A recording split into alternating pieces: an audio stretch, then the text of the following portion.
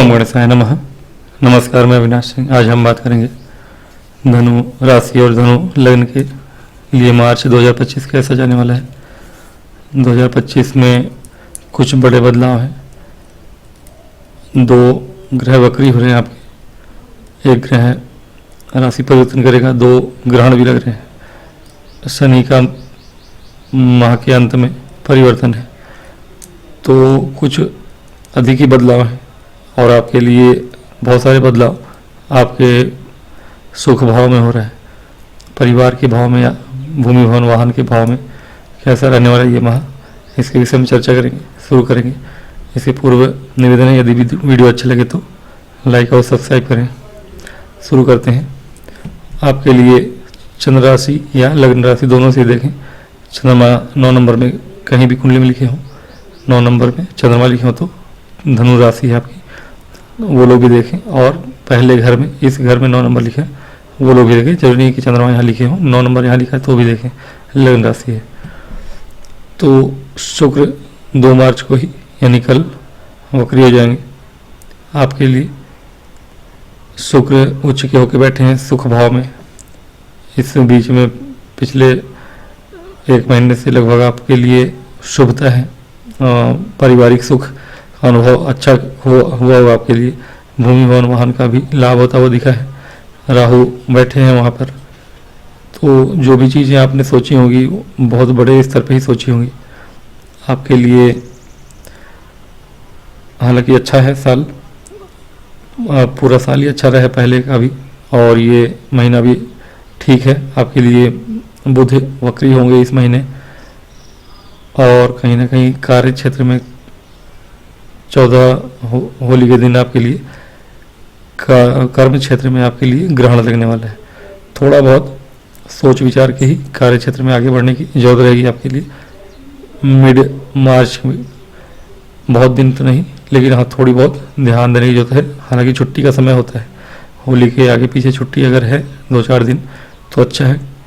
Office में थोड़ी बहुत मानसिक तनाव हो सकता है, आपको कार्य क्षेत्र में परेशानियां हो सकती हैं, तो उससे बात करेंगे। चंद्रमा उस समय यहाँ रहेंगे और सूर्य उस समय तक 15 मार्च को यहाँ आ जाएंगे।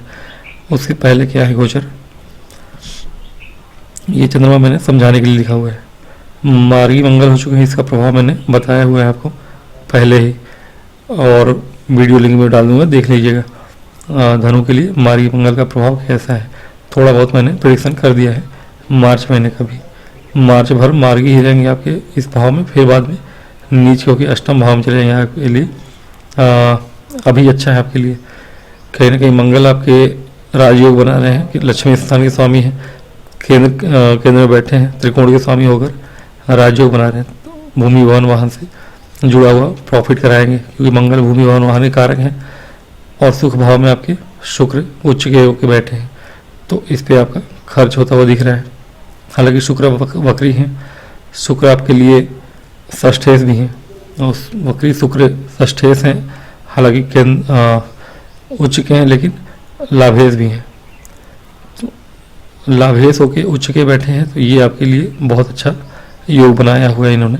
हालांकि वक्री रहेंगे तो वक्री ग्रह भी बली होता है, बली होके बैठेंगे, कोई दिक्कत नहीं है वैसा। हाँ थोड़ा सा कर्ज वगैरह के चक्कर में नहीं पड़ना है, या कर्ज वगैरह परेशान कर सकता है आपको, या उसमें खर्च हो सकते हैं आपके, खर्चे को दिखाता है। और शुक्र खुद भी खर्चे हैं, 12वें घर में उच्च के होकर, मीन राशि में उच्च के हैं, मतलब कालपुरुष की कुंडली में ये खर्च का ही घर है। मीन राशि राहु के साथ है, तो खर्चे कराते हैं, चूँकि षष्ठेश है बीमारियों पर, और कर्ज उतारने में आपके खर्चे हो सकते हैं इस महीने में, तो इस पर आपका खर्चा होने वाला है। हालांकि लाभेश है, लाभ तो होगा, भूमि भवन वाहन से लाभ होता हुआ दिख रहा है आपके लिए, अच्छा खासा लाभ होता हुआ दिख रहा है, और बड़ा लाभ होगा। वक्री शुक्र भी बली होंगे, काफ़ी दिन वक्री रहेंगे यहाँ पे, अप्रैल में मार्गी होंगे फिर से। तब तक के लिए थोड़ा सा खर्च पे आपको ध्यान से, हो सकता है कि खर्च तो मंगल भी आपको कराएंगे थोड़ी बहुत। पत्नी भाव में बैठे हैं, तो हो सकता है पत्नी की तबीयत आपकी सही ना रहे और उनकी बीमारी पे खर्च हो सकता है, या फिर विदेश से कमाई के लिए भी अच्छा है। मंगल का गोचर ही आपके लिए मैंने बताया, हमारी मंगल के गोचर में विदेश से जो लोग कमाते हैं या विदेश जाना चाहते हैं, जो लोग स्टूडेंट्स विशेष रूप से जो स्टूडेंट्स हैं पढ़ाई करते हैं, उनके लिए विदेश जाने का अच्छा अवसर है। और स्पाउस के लिए आपके अच्छा है। आपके मेरिट लाइफ में थोड़ा बहुत मांगलिक दोष आता है मंगल के यहाँ होने से अस्थायी रूप से, लेकिन कुंडली में भी अगर मांगलिक हैं आप तो कोई दिक्कत नहीं है। इसके अलावा बुध आपके लिए वक्री हो जाएंगे 15 मार्च तक। पहले हाफ में, मार्च के पहले हाफ में आपके लिए समय अच्छा है, क्योंकि बुध जब तक वक्री नहीं है, मार्गी है, तब तक के लिए आपका समय उत्तम है। शुक्र वक्री भले हैं, शुक्र खर्च भी कराएंगे तो अच्छे काम में। थोड़ी सी भोग विलास में काम खर्च कराते हैं, लेकिन भोग विलास या वाहन पे खर्च हो सकता है, या फिर भूमि या प्रॉपर्टी डीलिंग में कार्य करते हैं आप। बुध भी आपके व्यवसाय भाव के स्वामी हैं और कार्य क्षेत्र के स्वामी हैं। तो कार्य क्षेत्र के स्वामी हालांकि नीच के बुध हैं, थोड़ा सा ध्यान रखना होगा आपको, क्योंकि नीच भंग यहाँ धनु के लिए तो नहीं होगा, फिर भी एक बार को वक्री जब होंगे तो ठीक है, वक्री ग्रह बली होता है, लेकिन जब तक वक्री नहीं है, बुध नीच के हैं, थोड़ा सा ध्यान देना होगा आपको कार्य क्षेत्र में भी और व्यवसाय में भी। इन दोनों में ही थोड़ी बहुत विचार करके ही काम करना है आपको, बिना विचारे कुछ नहीं करना है। कार्य क्षेत्र में भी थोड़ी बहुत परेशानी आ सकती है, बुध चूंकि राहु के साथ है और फिर नीच के भी हैं, तो कहीं ना कहीं कार्य क्षेत्र में भी थोड़ी परेशानियां आ सकती हैं आपके लिए, और थोड़ी बहुत मानसिक परेशानियां आएंगी। विशेष रूप से चंद्रमा जब यहाँ गोचर करेंगे 12-13 मार्च से लेके 15-20 मार्च, जब ग्रहण का समय होगा उस समय, तो कोई बड़ा फैसला नहीं लेना आपके कार्य क्षेत्र में, और जॉब छोड़ के बिजनेस करने का फैसला भी नहीं लेना है। बिजनेस भाव के भी स्वामी बुध, ऐसे समय में जब बुध वक्री होंगे, आपकी बुद्धि वक्री होगी अथवा नीच के है बुध, तो आपकी सोच में विकृता, थोड़ी बहुत ऐसी सोच बन सकती है कि व्यवसाय बंद करे या व्यवसाय बढ़ाए और बहुत ज़्यादा पैसा इन्वेस्ट कर दें आप, या कर्ज लेके काम करना चाहें। ऐसा नहीं करिएगा, क्योंकि शुक्र भी वक्री हैं और कर्ज के स्वामी हैं, कर्ज भाव के स्वामी, तो हो सकता है कि लोन वगैरह के चक्कर में पड़ जाए, आपकी व्यवसाय बढ़ाने के लिए लोन ले लें। ऐसा नहीं करिएगा, क्योंकि शनि का गोचर फिर यहाँ होगा और शनि की दृष्टि यहाँ होगी, तो लोन लेने के बाद आप पछताएंगे। दूसरी चीज़, कार्य क्षेत्र में थोड़ी बहुत परेशानियाँ हो सकती हैं, तो संभल के ही बुद्धि का अपने बुद्धि विवेक का अच्छे से इस्तेमाल करिए। सोच समझ के ही काम करना है आपको, ज़्यादा क्रोध में नहीं आना है। मंगल यहाँ पे अस्थायी रूप से आपको मांगलिक बना रहे हैं, क्रोध बढ़ेगा आपका, तो क्रोध पे नियंत्रण रखिएगा। और व्यवसाय में भी सोच समझ के कार्य करिएगा। इस समय, इस महीने में थोड़ा संभल के ही काम करना है। एक्सपेंड होगा चीज़ें आपके लिए, वृद्धि कारक भी होंगी, लेकिन तब जब आपका मन शांत रहे, मन स्थिर रहे आपके लिए। विशेष रूप से पहले हाफ में बुध जब तक नीच के ही है सिर्फ, अगर ये वक्री हो जाते हैं 15 के बाद तो उतना प्रभाव नहीं होगा। शुरुआत में ही बुध का प्रभाव मिलेगा आपको, बुध के नीचे हो रहेगा। तो 1 मार्च से लेकर 15 मार्च तक के लिए थोड़ा सा सोच समझ के विचार करिएगा। भूमि वनवाहन से जुड़ा हुआ कोई भी, या व्यवसाय से जुड़ा हुआ कोई भी, या कार्य क्षेत्र में कोई भी निर्णय लेना हो, बड़ा निर्णय, तो सोच समझ के लीजिएगा। छुट्टी लेना है या फिर कार्य क्षेत्र में मान लीजिए बहुत से परेशानी है आपको, तो उन सब चीज़ों से टैकल करने के लिए आपको थोड़ा सा सोच समझ के काम करना होगा, नहीं तो परेशानियाँ बढ़ जाएंगी। तो सूर्य के यहाँ आने के बाद उतनी चीज़ें, और बुध वक्री हो जाएंगे तो चीज़ें थोड़ी आपके लिए नॉर्मल हो जाएंगी। तो मार्च के बाद का महीना आपके लिए भूमि वन वाहन से रिलेटेड कामों के लिए ज़्यादा बेहतर है। विशेष रूप से गोचर जब चंद्रमा का ग्रहण समाप्त हो चुका हो, तो 20 मार्च के बाद आप कोई भी निर्णय बिजनेस संबंधी कार्य क्षेत्र में लीजिएगा, या भूमि वन वाहन से जुड़ा हुआ कोई क्षेत्र कुछ बड़ा निर्णय लेना हो तो खर्चे सोच समझ के ही करिएगा इस बीच में, क्योंकि शुक्र वक्री रहेंगे, लाभ भाव के स्वामी हैं।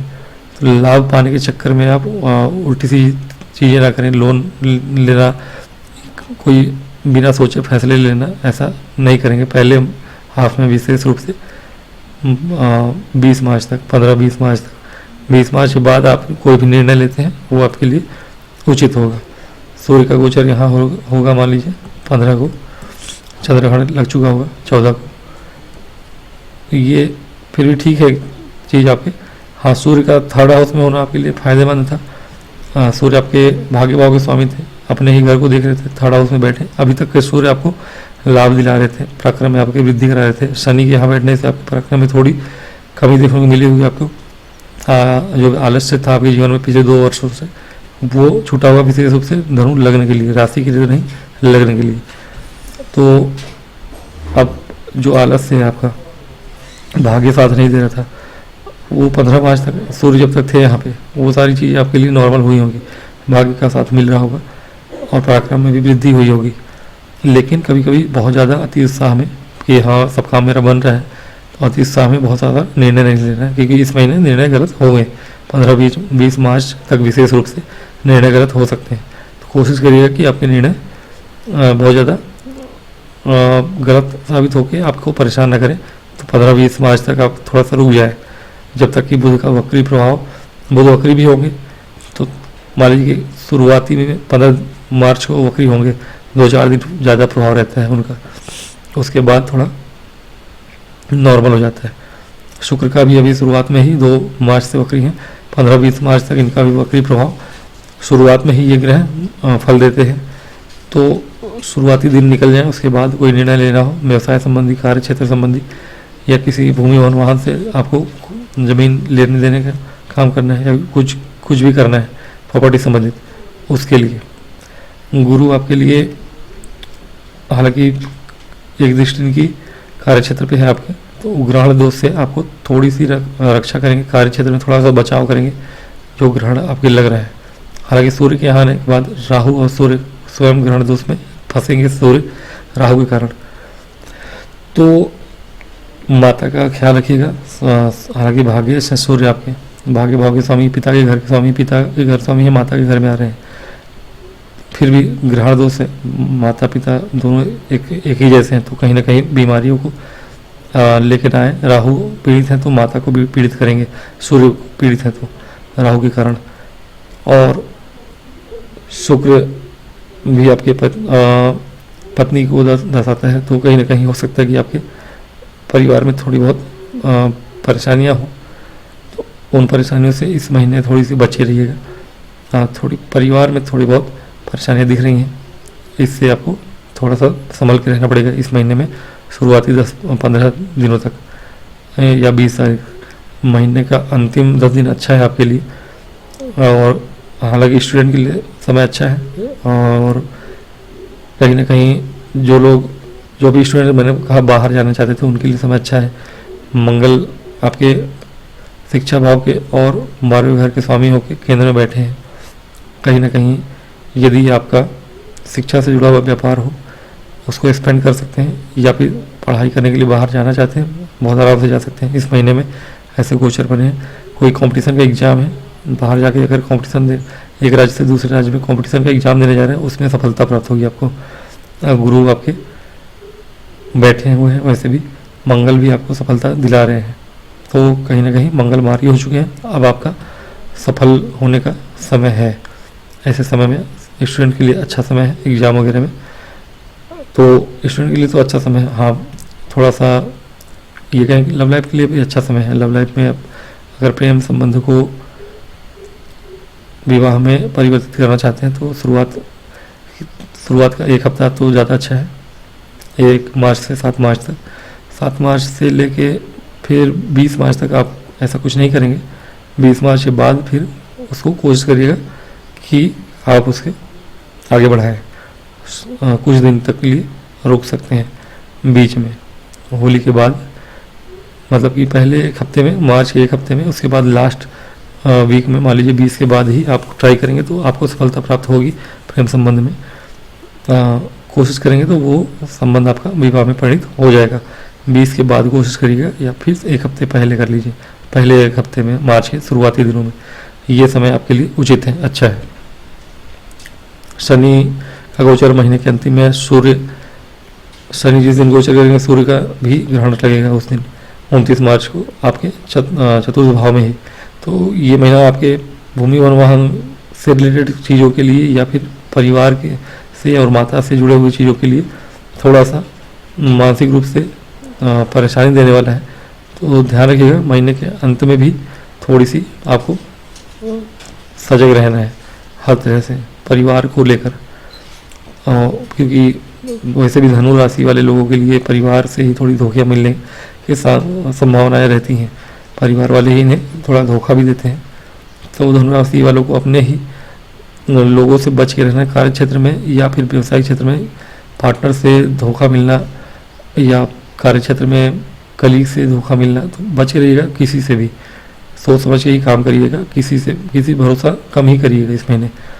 जो भी आपके नज़दीकी होंगे उनसे विशेष रूप से, कोई कार्य क्षेत्र में हो, व्यवसायिक क्षेत्र में हो या घर में परिवार में हो, अपने बुद्धि विवेक का सही इस्तेमाल करिएगा। या इस महीने सभी पे भरोसा नहीं करिएगा, लेकिन किसी भी अविश्वास भी नहीं करिएगा, जताइएगा नहीं कि हम आपको वॉच कर रहे हैं। ध्यान से रहिएगा इस महीने परिवार को लेकर, परिवार में कोई परेशानी ना हो, हर चीज़ को लेकर सजग रहिएगा। आपके ऊपर थोड़ी सी प्रेशर आएगा परिवार का, तो ध्यान से रहिएगा इस महीने। तो बाकी जो चीज़ें बताई मैंने ठीक है। शनि अभी तक तो आपके लिए अच्छे थे, लेकिन हाँ स्लोनेस थी कहीं ना कहीं।